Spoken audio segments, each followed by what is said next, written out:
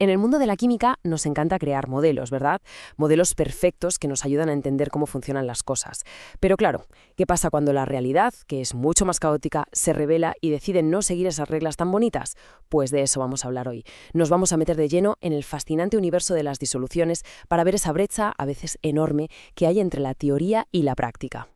Para entenderlo todo bien, vamos a seguir una ruta muy clara. Primero, repasamos los conceptos básicos. Luego, construimos ese modelo ideal perfecto. Después, lo ponemos a prueba con el mundo real, que es bastante más complejo. Veremos un caso de estudio para que quede claro y al final, la pregunta del millón. ¿Por qué todo esto es tan importante?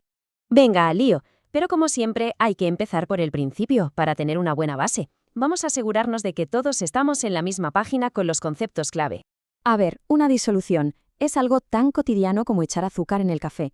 Una mezcla homogénea, es decir, que no se distinguen sus partes.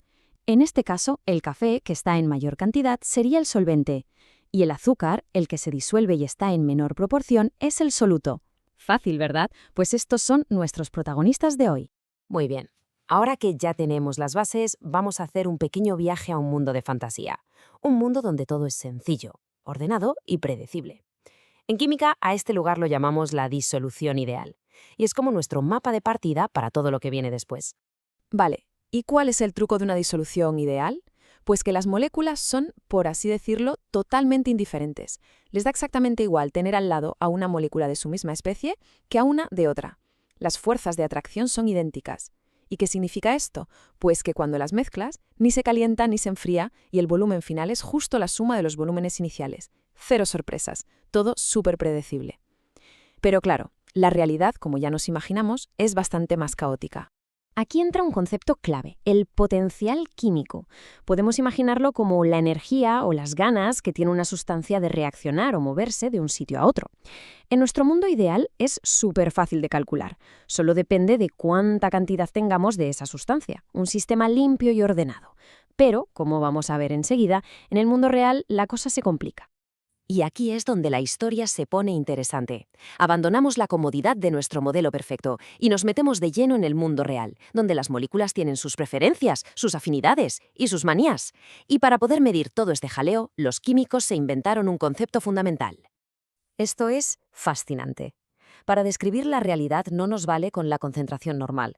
Necesitamos la actividad, que vendría a ser como la concentración efectiva. Es decir, no lo que hay, sino cómo se comporta de verdad. Y para medir esa diferencia entre lo que debería ser y lo que es, tenemos una especie de chivato, el coeficiente de actividad, gamma. Nos dice exactamente cómo de lejos estamos del comportamiento ideal. Pensemos en gamma como un factor de corrección. Es el número que ajusta nuestras ecuaciones perfectas a la imperfecta realidad. Si gamma vale 1, bingo, la disolución se comporta de manera ideal.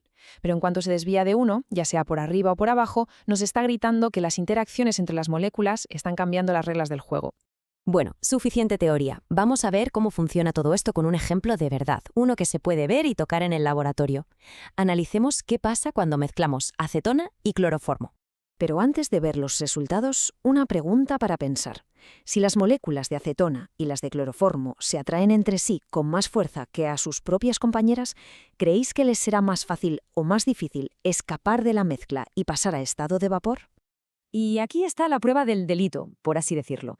Fijaos en el gráfico. Esas líneas rectas y punteadas, eso es lo que nos diría nuestro modelo ideal, la famosa ley de Raoult. Un mundo perfecto y predecible. Pero, ¿y las líneas curvas continuas? Esa es la realidad. Eso es lo que se mide en el laboratorio. La diferencia, como salta a la vista, no es pequeña, ¿eh? Nuestro modelo ideal aquí se queda bastante corto. Aquí está el kit de la cuestión. La presión de vapor real es más baja de lo que esperábamos. A esto lo llamamos una desviación negativa. ¿Qué significa? Pues que las moléculas están más cómodas juntas en la disolución de lo que estarían por separado, y por eso les cuesta más evaporarse. Ahí tenemos la respuesta a nuestra pregunta de antes.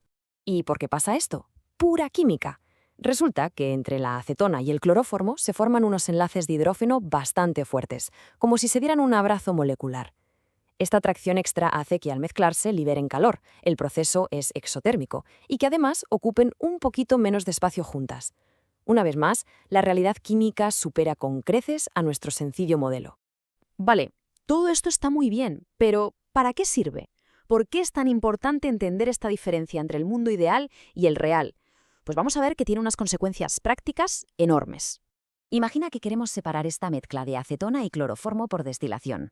Si usamos los cálculos del modelo ideal para diseñar nuestro proceso, nos vamos a llevar una sorpresa muy desagradable. La destilación depende precisamente de esas presiones de vapor, y si nuestros datos de partida están mal, todo el proceso industrial puede fallar estrepitosamente. Y esta frase lo clava. En la industria química, donde se mueven miles y miles de litros, una pequeña desviación que no se tenga en cuenta puede marcar la diferencia entre un proceso rentable y un auténtico desastre económico. La termodinámica no es algo abstracto, son números que tienen un impacto directo y millonario en el mundo real. Al final, el modelo ideal es como un mapa simplificado. Te da una idea general, pero para navegar de verdad necesitas conocer el terreno, con sus montañas y sus valles, con todas esas desviaciones. Y esto es vital en campos que van desde el diseño de fármacos hasta la creación de nuevos materiales. Así que, la próxima vez que veamos una simple mezcla, recordemos que debajo de esa apariencia tranquila hay un universo de interacciones moleculares dictando las reglas. Y la pregunta que queda en el aire es, ¿qué otros secretos nos esperan ahí dentro?